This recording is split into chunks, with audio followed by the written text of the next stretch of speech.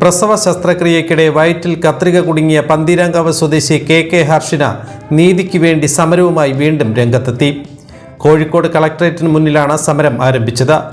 വൈകുന്ന നീതി അനീതിയാണ് എന്ന മുദ്രാവാക്യവുമായിട്ടാണ് ഹർഷിനയ്ക്കായി സമരസമിതി സത്യാഗ്രഹ സമരം ആരംഭിച്ചത്. മുല്ലപ്പള്ളി രാമചന്ദ്രൻ സമരം ഉദ്ഘാടനം ചെയ്തു.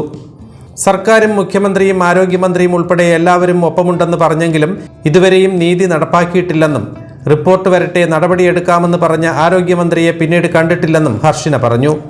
ആരോഗ്യരംഗത്ത് വലിയ രീതിയിലുള്ള നേട്ടങ്ങളുണ്ടായതായി പറയുമ്പോഴും ആരോഗ്യവകുപ്പ് ഈ വിഷയത്തിൽ മൗനം തുടരുകയാണെന്നും പോലീസ് ആത്മാർത്ഥതയോടെ കേസിൽ ഇടപെട്ട് കുറ്റപത്രം സമർപ്പിച്ചിട്ട് പോലും നീതി നടപ്പാക്കാത്തത് സമരസമിതിയെ വീണ്ടും രംഗത്തിറങ്ങാൻ പ്രേരിപ്പിച്ചുവെന്നും ഹർഷിന പറയുന്നു. നഷ്ടപരിഹാരത്തിനായുള്ള നിയമപോരാട്ടം തുടരുമെന്നും കേസിലെ സ്റ്റേ നീക്കണമെന്നാവശ്യപ്പെട്ട് ഹൈക്കോടതിയെ സമീപിക്കുമെന്നും ഹർഷിന പറഞ്ഞു. 3 വർഷം മുമ്പാണ് ഹർഷിനയുടെ പ്രസവ ശസ്ത്രക്രിയയ്ക്കിടെ വയറ്റിൽ കുടുങ്ങിയ കത്രിക ശസ്ത്രക്രിയ നടത്തി വയറ്റിൽ നിന്നും പുറത്തെടുത്തത്.